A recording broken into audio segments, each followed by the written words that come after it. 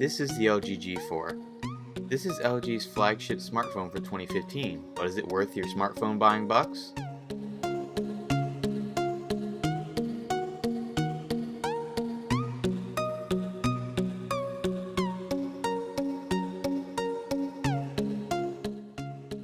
So like I said, this is the LG G4. I've been using it for about a week now, and I have to say it's a really good smartphone. Let's start with the specs just to get them out of the way.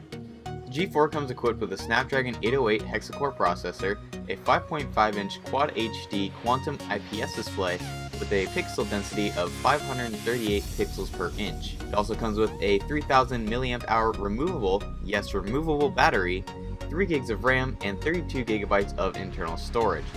I'll go over more specs as I go through the video, and I'll leave you a link down below if you want a full list of specifications from LG. Now let's talk software. Software-wise, the G4 runs Android 5.1 out of the box with LG's UX 4.0 skin over top, and actually, it's not that bad. This is probably my favorite skin on Android if I had to choose. It runs very smooth and very fast thanks to that 3 gigabytes of RAM and the Snapdragon 808. There's a lot of customization and useful features that comes along with LG's software as well, such as a resizable keyboard, different themes, not code, and a hell of a lot of other stuff. Personally, my only gripe would have to be in the home screen department. I wish they had copied Samsung's ability to change the grid layout of your home screen. Sure, 5x5 works fine, and if a widget's too small then you can always resize it, but some, like the Spotify widget for example, can't be, and it just ends up looking weird. Maybe an update down the road will fix that issue. In terms of design, I'm a pretty big fan of how this phone looks and feels in the hand. The model I have here is the plastic metallic black version, and while the leather version is available, I have to say I'm a pretty big fan of the way this looks. The diamond pattern on the back also has a nice feel to it and goes really good with the curves of the G4. I haven't had any previous experience with really any recent LG smartphone, but I have to say this is one that I definitely prefer. The power button is located on the back of the device, flanked by the volume up and down keys, the 16 megapixel camera, laser autofocus sensor, flash, and color spectrum sensor. Now, unlike most of today's flagships like the HTC One M9 and the Galaxy S6, the G4 has a removable back, which is very rare in today's flagships. But because it has a removable back, you have access to the removable 3000 mAh battery, your SIM and micro SD card slot, which is again kind of a dying breed in today's flagships. Moving up to the camera, we have a 16 megapixel sensor with an aperture of f1.8, laser autofocus along with a single LED flash and an all-new color spectrum sensor to better calculate white balance, which is a first for any smartphone today.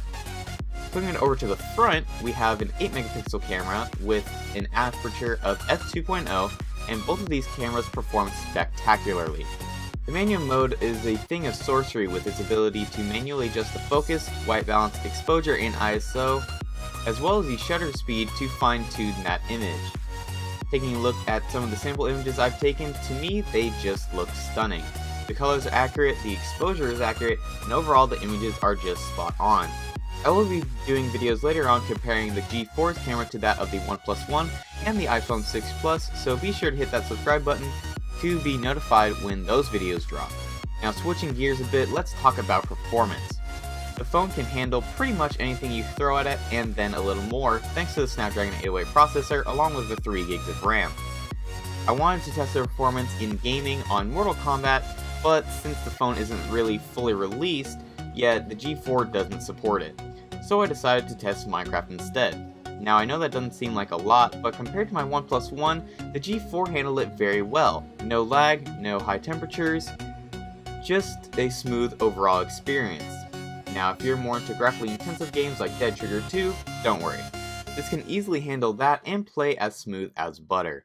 Multitasking is no problem either. You can easily have 10 apps and a couple of Chrome tabs open, you really won't notice a skip in the performance. Lastly, let's talk about battery life. For a phone with a 3000 mAh battery pushing 538 pixels per inch on a QHD panel, the battery life is pretty good. I can usually average around 4 to 4.5 hours of on-screen time, and I usually have my brightness between 30 and 90%, and I don't use the auto brightness setting either.